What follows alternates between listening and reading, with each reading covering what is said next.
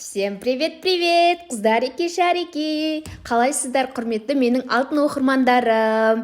Ал бүгін гүлімнің настроениесі мощный болып тұр, өйткені бүгін бізде 8 март. Ал қыздар, не алдыңыздар деп бастайын, комментарияға толтырып жазып кетіңіздер. Алсаңыздар алдым деп, алмасаңыздар өкпе реніштеріңізді жазып. Ал осы жерде бір айтып кетіңіздерші, өздеріңіз күйеулеріңізге маған мынандай керек деп айтасыздар ма, әлде күйеуіңіз не әкеп береді, соны аласыздар ма? Мен шынымды айтайын, мен туған күнім болсын, тағы мейрам бірдеңе болсын, мен гүлді өзім жіберем. Жан, маған мынандай гүл керек, маған осындай гүлдерін әкеп берші деп айтам. И подарканы да тоже айтам, маған осындай подарка керек, маған осындай подарка әкеп берші деп айтам. Дұрыс қой, енді ұнамайтын нәрсе алғаннан өзіңе ұнап тұрған нәрсе алған дұрыс емес па? Солай бүгін мен подарка не керек, өзіме не подарка керек екен білмедім, шыны керекше. Сосын күйеуіме айтты, маған осындай гүл әкеп бер, и подарканы ақшалай бере салсаң болады деп айттым. Ол сөздің ұяты жоқ, солай айта салдым. Или айттым, ойында жүрген өзіңнің подаркың бар ма деп едім, күлді да қоя салды. Сосын әйтеуір күйеуіме намек беріп қойдым да, әрі қарай бірінші очередь бүгін үйім жинап алайын деп бірінші очередь үйім жинап алдым. Как положено бәрі реттеліп алдым. Әлі ана тойдан кейін бар ғой, әлі реттеле алмай жүрмін ше. Білмеймін, өзімді бір сөреп жүрмін ғой ше. Әрең әйтеуір біреудің үйінде жүргенде білмеймін, бір от души демалыс керек болып тұр. Или күйеуім айтты маған, болмаса спаға ма бірдеңеге не берші деп ше, орын бер, сояққа жібер деп ше, сөйдеп айттым ше.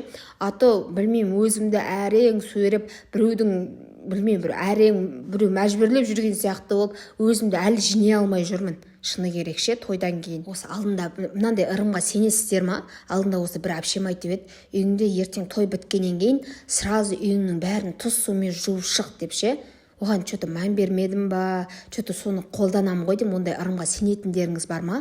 Ондай ырымға сенетін болсаңыздар комментарияға сенем, жуған дұрыс деген сияқты тағы сондай пікірлеріңізді қалдырып кетіңіздер. Что-то менің алдыңғы салған видеомды что-то лайктарыңызды аз басып жатсыздар, что-то ұнамай отырсыздар маған бар ғой.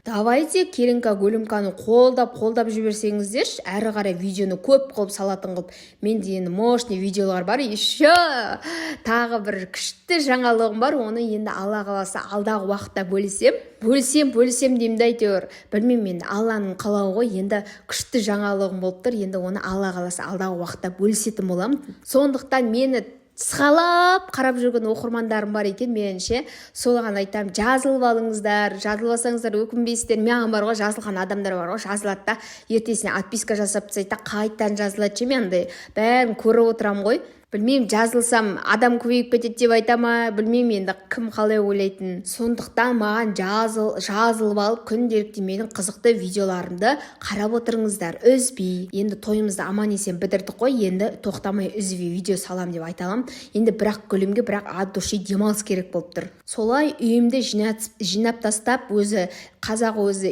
мейрам болсын, не болса әйтеуір ет асатын қазақпыз ғой. Бүгін бізде төркініске ет болып жатыр. Алдыңғы видеода көрсетіп едім ғой.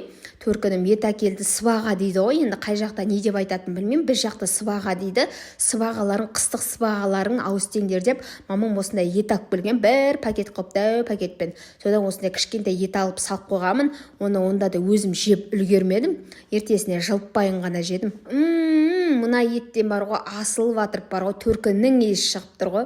Солай үйдегілерге шай тамағын беріп, душе, мынау сіздердің келінкаларыңыз зың болып қалған ба? Шай тамақтарын бердік та, общем, кафеге қарай қаштық қой.